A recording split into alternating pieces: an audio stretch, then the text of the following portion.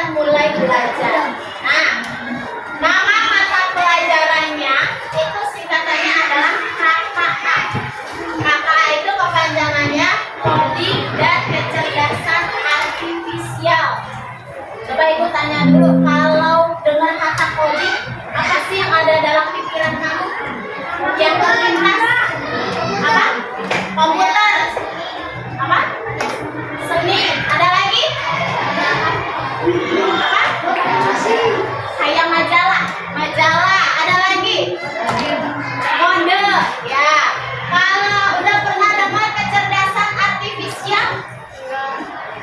Kecerdasan. Kalau kecerdasan kata dasarnya apa? Cerdas. Cerdas artinya apa? Pintar. Artifisial sudah pernah dengar? Kembali lagi. Jadi pelajaran kita hari ini pertama kali akan belajar KKA, Coding dan Kecerdasan Artifisial. Apa sih pelajaran KKA? Kenapa kamu harus belajar coding?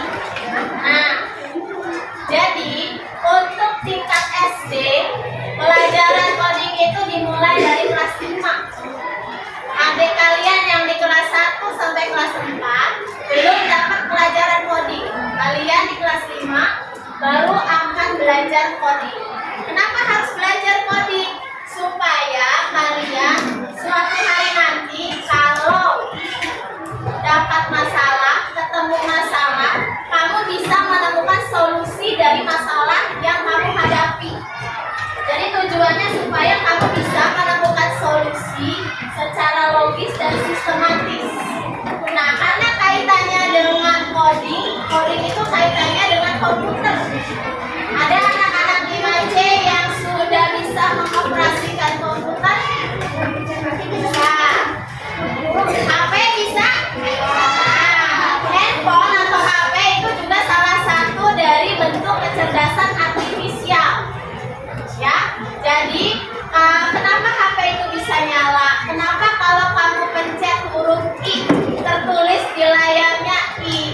Kenapa kalau kamu pencet huruf U munculnya U? Nah, itu karena kecerdasan artifisial. Nah, itu yang akan kita pelajari. Gimana caranya handphone kamu yang kamu gunakan buat main game atau untuk nonton itu bisa ngikutin perintah kamu. Kamu pencet tombol YouTube-nya, keluarnya apa? YouTube. Jadi mengikuti perintah kamu kan? Kalau kamu diamin aja HP-nya, YouTube-nya kebuka kan? Tidak. Kalau kamu diamin aja, apakah kamu bisa mengirim pesan WhatsApp? Tidak. HP atau komputer bisa mengirim pesan, bisa membuka aplikasi apabila ada perintah. Siapa yang memerintah? Manusia.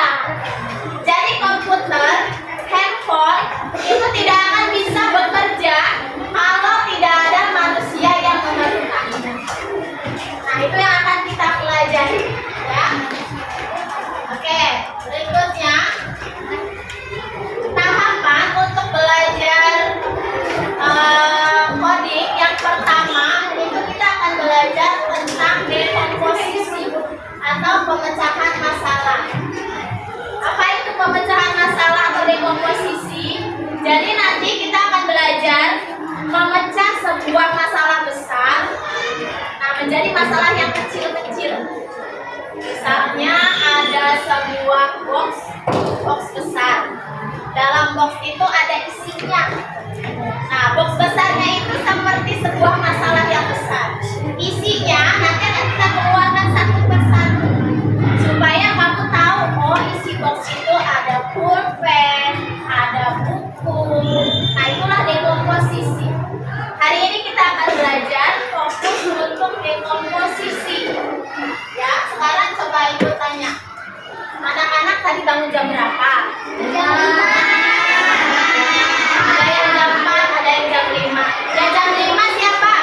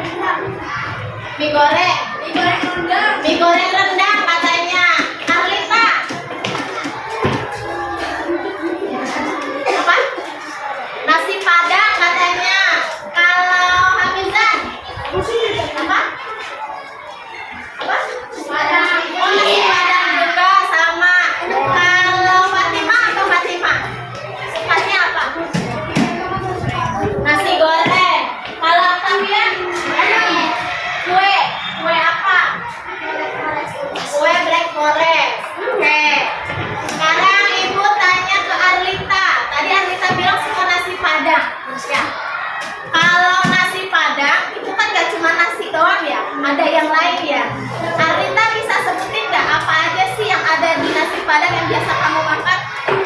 Nasinya pasti ya. Terus apa lagi? Sayur apa biasanya? Biasanya sayur apa? Sayur daun singkong biasanya, atau sayur nangka ya. Apa lagi? Ayam, ada ayamnya. Ayam apa? Yang suka kamu makan? Ayam bakar. Terus ada sambelnya. Doyan sambel Kak? Oh enggak, berarti nggak pakai sambal. Coba ibu tanya tadi Niki apa nih? Mie. Kalau mie itu bahannya apa aja nih? Mie, terus apa lagi? Mie, telur. Terus kalau mau masak mie perlu apa lagi? Air, kompor, panci, ya itu ya. Jadi seperti itu nak contohnya. Jadi masalah besarnya kayak tadi tuh yang Arita contohkan. Masalah besarnya berupa nasi padang. Nasi padang itu nanti ada komponen-komponen lainnya. Nasi padang nggak disebut nasi padang kalau dia nggak ada sayur daun singkongnya. Nggak bisa disebut nasi padang kalau nggak ada ayam bakarnya, nggak ada sambal hijaunya, ya kan?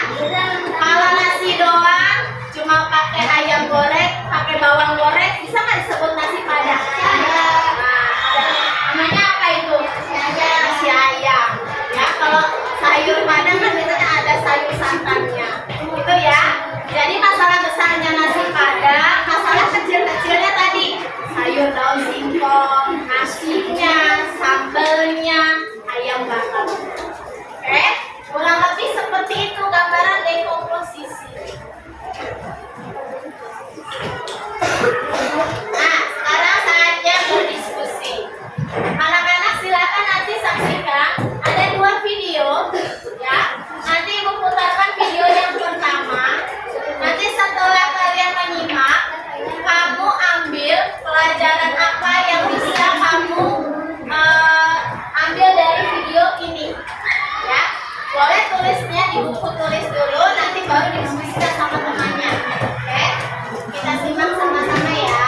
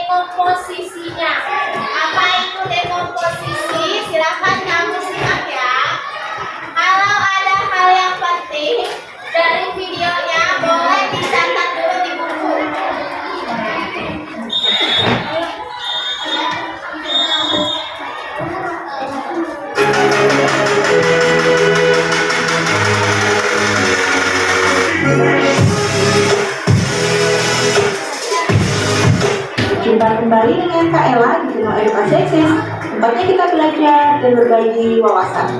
Pada video kali ini, KL akan mengajak kalian semua untuk belajar tentang dekomposisi. Adik-adik sobat eksis, kalian pasti sudah akrab dengan komputer, bukan? Ya, komputer adalah alat yang diciptakan manusia untuk berkomunikasi dan mendapatkan informasi. Kita dapat menggunakan komputer untuk mendapatkan informasi melalui internet, bahkan komunikasi dengan orang lain. Sangat canggih, bukan? Oleh karena itu, kita harus menunjuk kecanggihan komputer dengan cara berpikir komputasional. Apa itu berpikir komputasional? Agar kalian lebih mengetahuinya, yuk kita simak video ini sampai selesai. Adik-adik sobat eksis, berpikir komputasional adalah berpikir layaknya komputer yang canggih, urut, sesuai dengan langkah-langkahnya dan mampu mengelompokkan masalah sesuai tugas dan polanya. Jadi dalam berpikir komputasional kita akan mempelajari beberapa hal seperti algoritma, dekomposisi, pola, dan abstraksi. Kita pahami dulu pengertian beberapa prinsip dalam berpikir komputasional.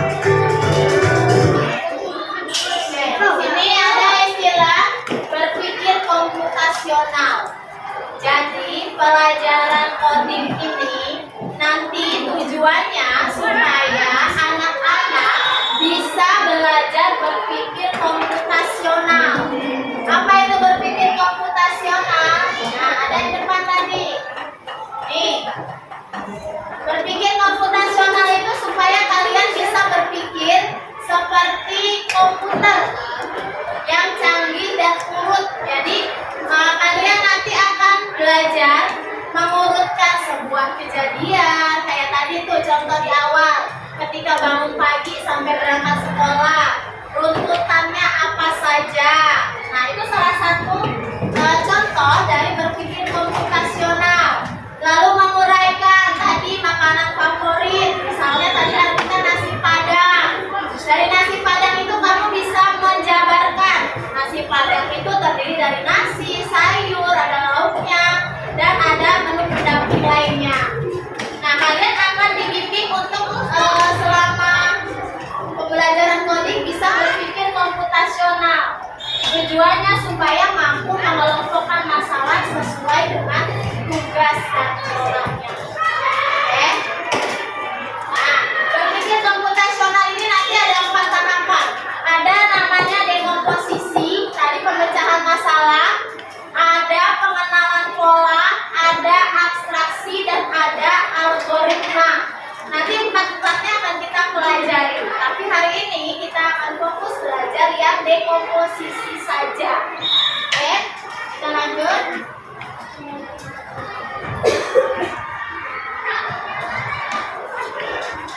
Ini untuk pengenalan saja dulu ya. Untuk menyelesaikan kegiatan.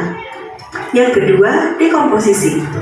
Dekomposisi adalah proses memecahkan masalah kompleks menjadi bagian-bagian yang lebih kecil dan lebih mudah untuk diselesaikan. Ini adalah fokus belajar kita hari ini tentang dekomposisi, memecahkan masalah yang besar menjadi bagian-bagian kecil ya. Tadi di awal sudah ada algoritma. Yang ketiga adalah pola. Pola yaitu sesuatu yang diulang-ulang. Abstraksi adalah proses menemukan informasi yang penting untuk menyelesaikan suatu masalah dan mengabaikan informasi yang lain yang tidak penting. Algoritma, dekomposisi, pola, dan abstraksi merupakan prinsip-prinsip yang ada dalam program komputer.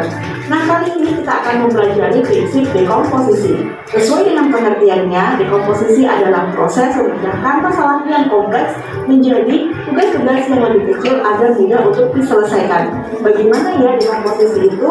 Nah, kita simak contoh dekomposisi dalam kegiatan sehari-hari berikut ini. Halo teman-teman, perkenalkan namaku Rara. Aku adalah siswa kelas 4 SD di SD Nusantara. Saat di sekolah, aku dan teman-temanku mendapatkan tugas dari ibu guru.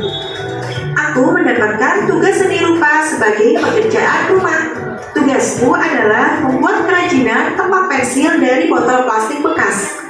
Bagaimana ya cara mengerjakan tugas tersebut agar lebih mudah? Oke. Ini contoh dekomposisi. Jadi ada seorang anak namanya siapa tadi? Rara. Dia dapat tugas kelompok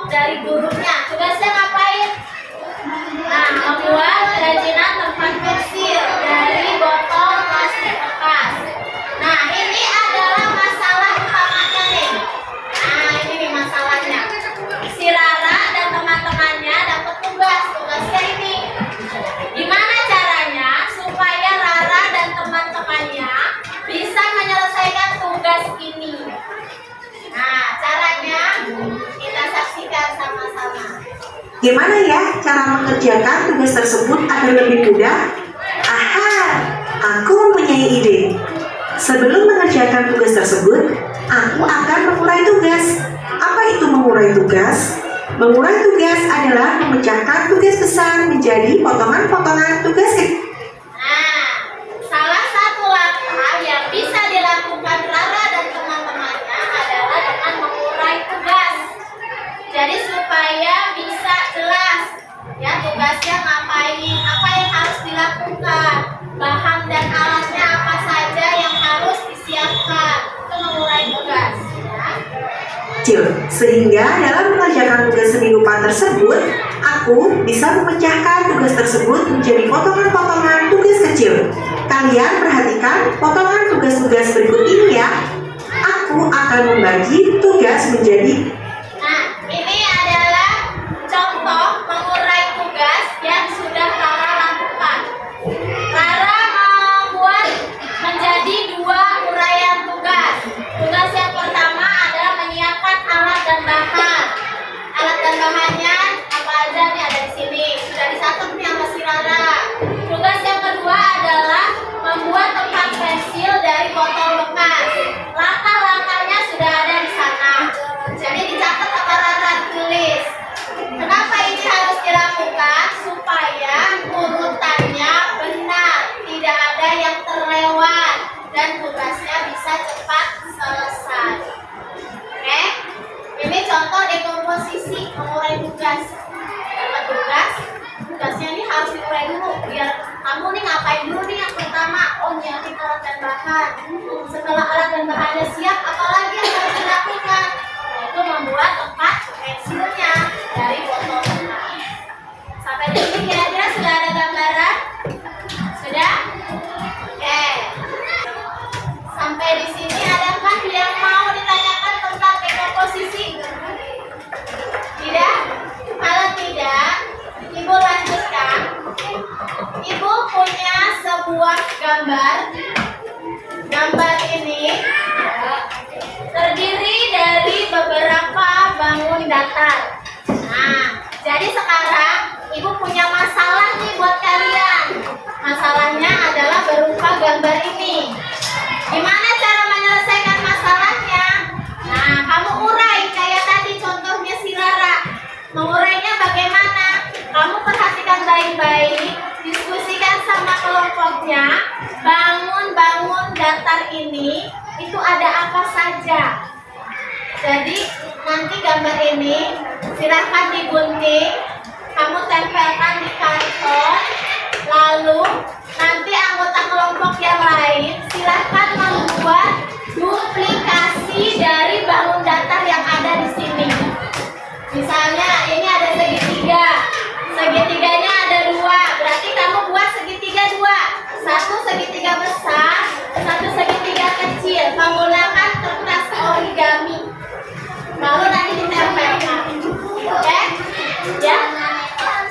Warnanya tidak harus sama, warnanya bebas, silakan disesuaikan saja. Ya.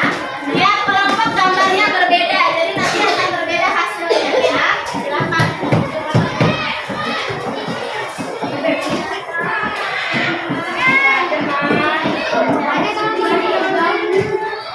Digunting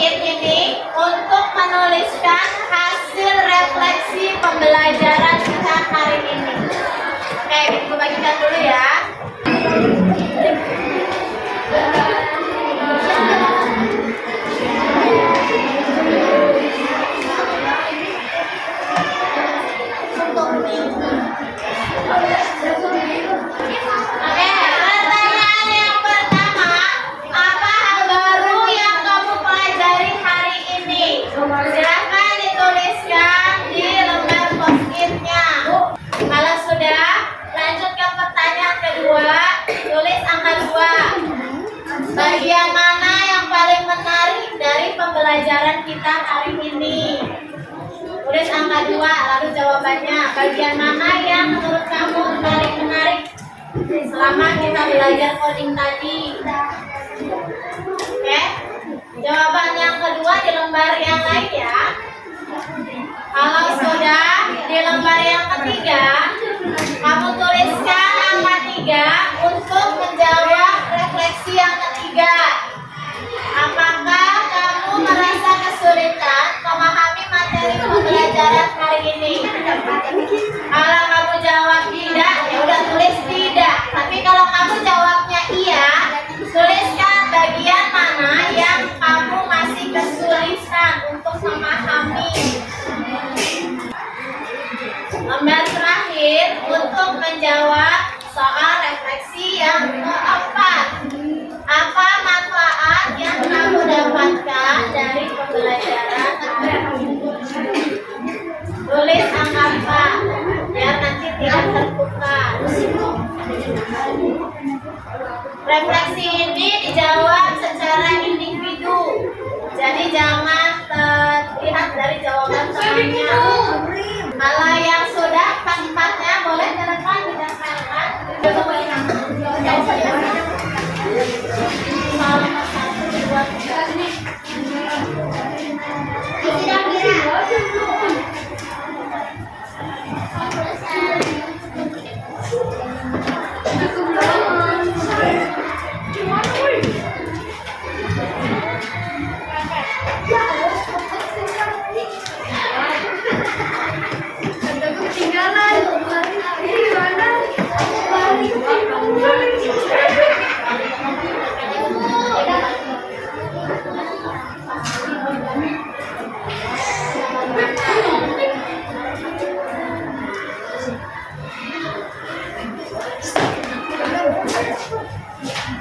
Balik ya, lihat nomornya ya.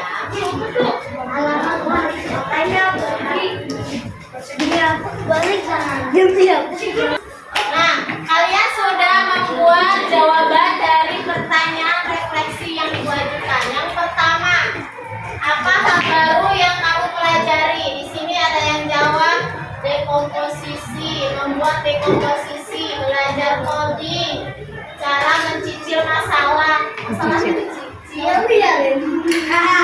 Pelajaran coding, lalu belajar dekomposisi, kemudian mengurai dan memecahkan masalah. Berarti rata-rata hampir sama semua ya.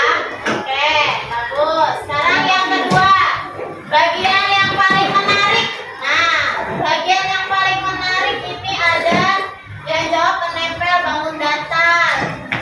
Kemudian film beruang dan rusa yang saling berdebat, menempel dan menonton, membuat rumah yang terpisah seperti masalah besar. Bagus. Belajar mencicil masalah menggunakan gambar pola, membuat origami. Cara belajarnya karena mengerjakan menggunakan kertas yang diberi bentuk. Oke. Ini menonton film. Ya. Beda-beda ya, berarti ya bagian yang paling menariknya ya. Kemudian yang ketiga, apakah kamu merasa kesulitan memahami materi pembelajaran hari ini? Di sini Ibu lihat jawabannya tidak. Ini membuat rumah presentasi, tidak. Oh, sebagian